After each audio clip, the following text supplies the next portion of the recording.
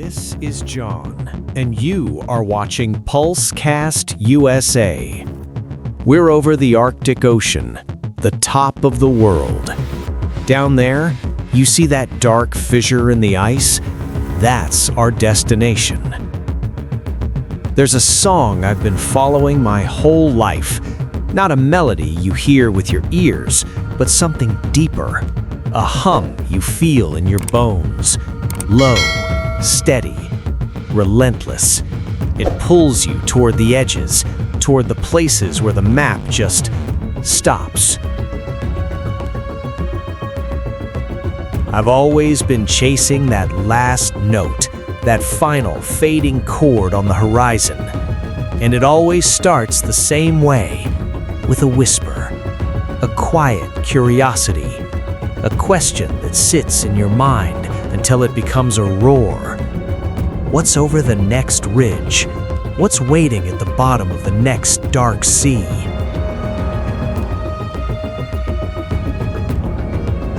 It's not just exploration, it's resonance.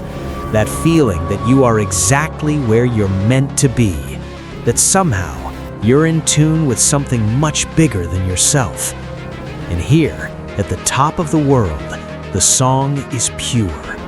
That crack in the ice, it looks like a wound, a black scar across the planet's skin. But it's not an ending, it's a doorway. And to hear the music, you have to step through. Down here, beneath the ice, everything changes. The wind disappears, the screaming cold goes silent. There's only your heartbeat, slow, deliberate, like a drum echoing through a cathedral of blue. Light doesn't shine here, it flows through the ice above us, turning the ceiling into stained glass. And in that crushing, sacred silence, you finally hear it. The note you've been searching for. It's simple. It's powerful. It's the sound of being alive. This is that song, a journey from one extreme to another, from whisper to roar, from the top of the world to the very bottom. My mentor, Dr. Alan Counter, used to say something. The answers aren't in the middle, they're on the edges, in the uncomfortable places, the dangerous ones, the beautiful ones. And if that's true, there's no edge more profound than Antarctica. Flying in, you understand immediately. You're not just visiting a place, you're entering a state of being. The mountains here don't have trees, no soil, no softness. They are raw bones of the earth, scraped clean, bleeding into the sky, only blue and white. It feels like the planet is being born again, and you're watching. Stepping off the plane, the air hits you like something solid. It doesn't just cool your skin, it clears you, strips away the noise, the stress, the lies you tell yourself.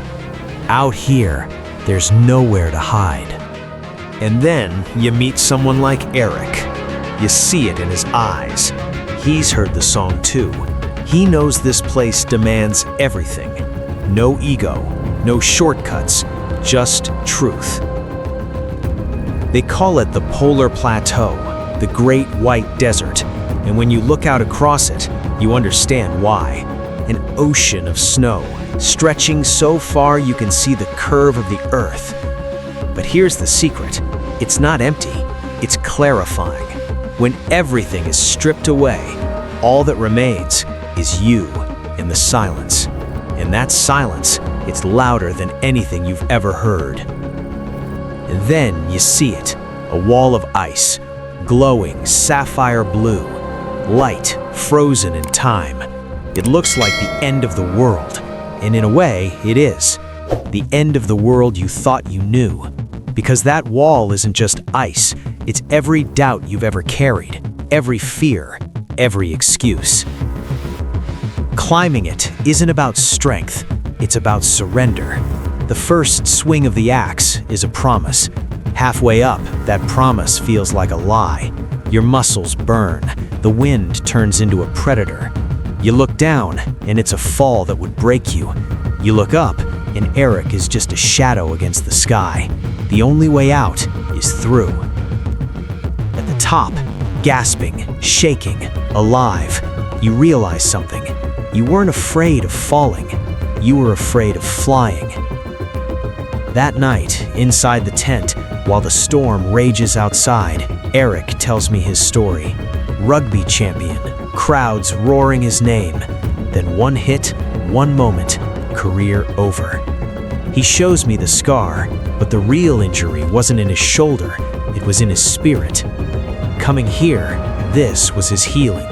And that's when it hits me. We're all climbing our own ice walls. Some are just invisible.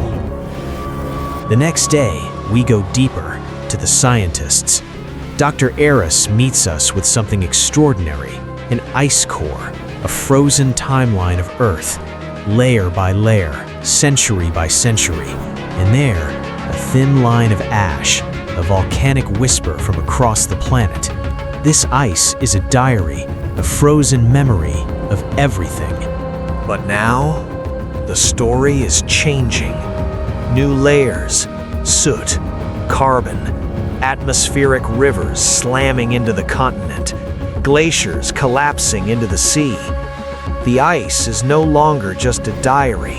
It's a warning, a fever chart, and the planet is running a temperature. This sacred place is screaming. The final push to the pole, it's not a ski, it's a prayer. You're not walking anymore. You're gliding across the surface of something infinite. Every breath is a choice. Every step is a question. Will I keep going? And then you see it. At first, it's just a speck, then a building, then that striped pole, red and white, standing alone in nowhere. And when your hand finally touches it, you expect fireworks, you expect triumph, but what you feel is laughter. Because here's the secret. At the bottom of the world, every direction is north. It's absurd, beautiful, perfect. The universe playing a cosmic joke. All that struggle, all that cold, all that doubt. And the answer is simple. Keep going. We leave Antarctica behind. The cathedral of ice, the silent desert, the edges of cold. But the song isn't over. Now it's about to get loud, because we're heading to the opposite extreme, from almost no life to life exploding in every direction, to the lungs of the planet, the Amazon, where the whisper becomes a roar. This is Pole to Pole, a journey to the edges of the world and the edges of ourselves. I'm John for Pulsecast USA. Thank you for walking this far with me. The journey continues. Like, comment, and subscribe.